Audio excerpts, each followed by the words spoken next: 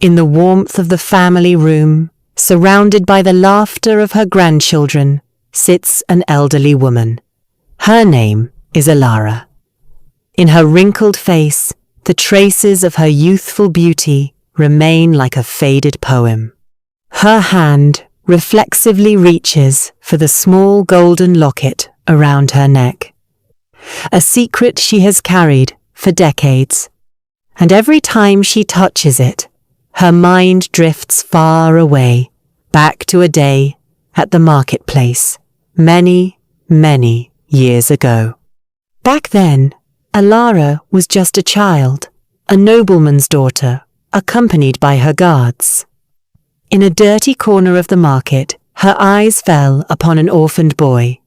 His body was weak, his clothes ragged, and his eyes hollow with hunger. Without a second thought, young Alara approached. With her sweet smile, she offered a red apple. The boy, Kalen, took it with trembling hands. His gaze was mesmerized. He had never seen an angel so beautiful and pure. Then, seeing Kalen's pitiful state, Alara did the unexpected.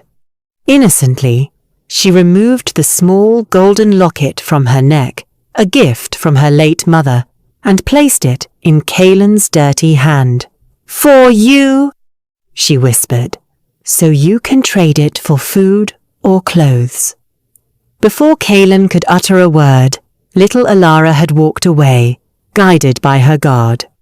At that moment, two seeds were planted in the heart of the starving boy, a profound admiration and a steely resolve to change his fate. The locket was not just gold, it became the compass of his life. Kalen kept the locket, never selling it. It was the silent witness to the promise he made to himself. One day, he would become someone good enough, strong enough, to be worthy of standing near the girl who gave it. The years passed. Kalen grew into a resilient, independent, and determined young man. He inquired and discovered that the little girl was Princess Alara, the only daughter of the ruling count of the region. The only path to her was through military service. With extraordinary perseverance, Kalen enlisted and fought his way up from the lowest ranks. Every exhausting drill, every wound he endured with the image of Alara's smile in his mind. His talent and loyalty were finally recognized.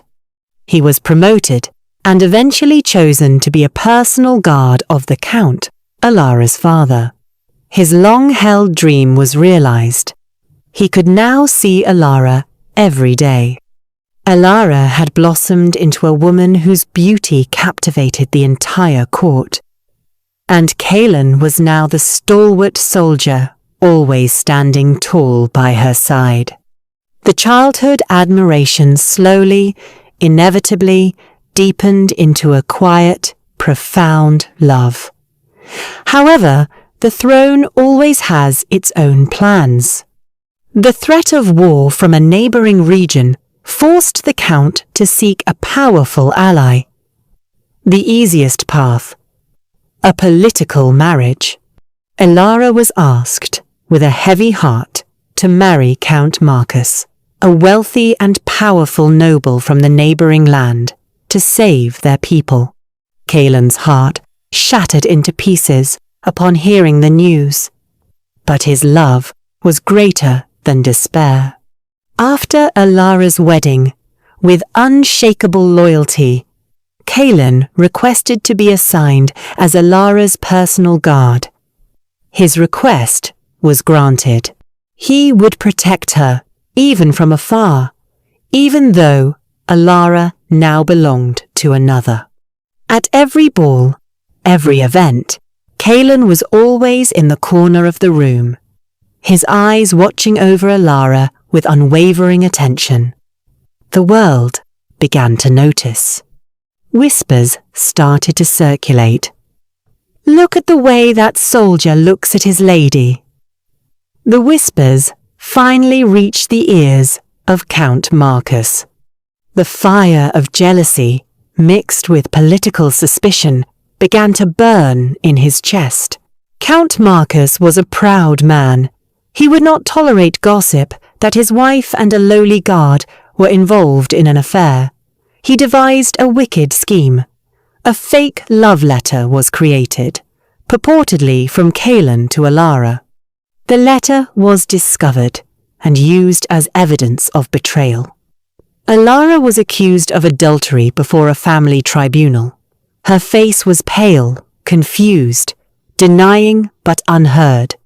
It was then that Caelan stepped forward. The room fell silent. He looked at Alara, the woman who had been the reason for every breath he took, the light for every step he made, now cornered. Without a moment's hesitation, in a loud voice that echoed in the chamber, he declared, "The letter is from me. I wrote it.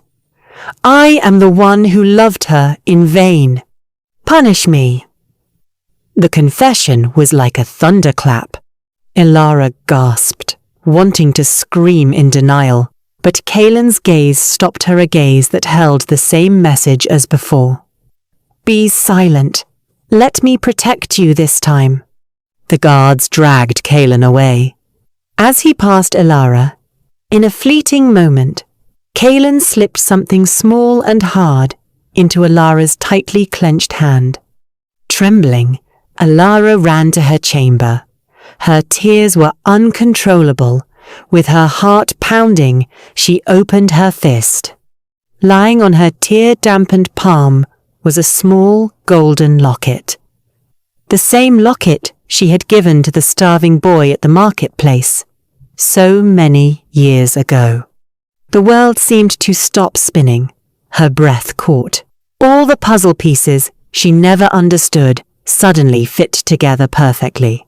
That poor boy was Caelan. The man who had faithfully guarded her all this time was the boy she had never forgotten. His silent love, his unconditional sacrifice, all began with an apple and a locket one afternoon. An unbearable tightness gripped her chest. She wept not only for Caelan, who was gone, but for all the wasted years, for the love she never got to recognize, and for the sacrifice wrapped in a small circle of gold. She clutched the locket tightly to her chest. It was no longer just a memory, but her most precious burden and treasure, a symbol of a love that chose to give light, even if it itself had to drown in darkness.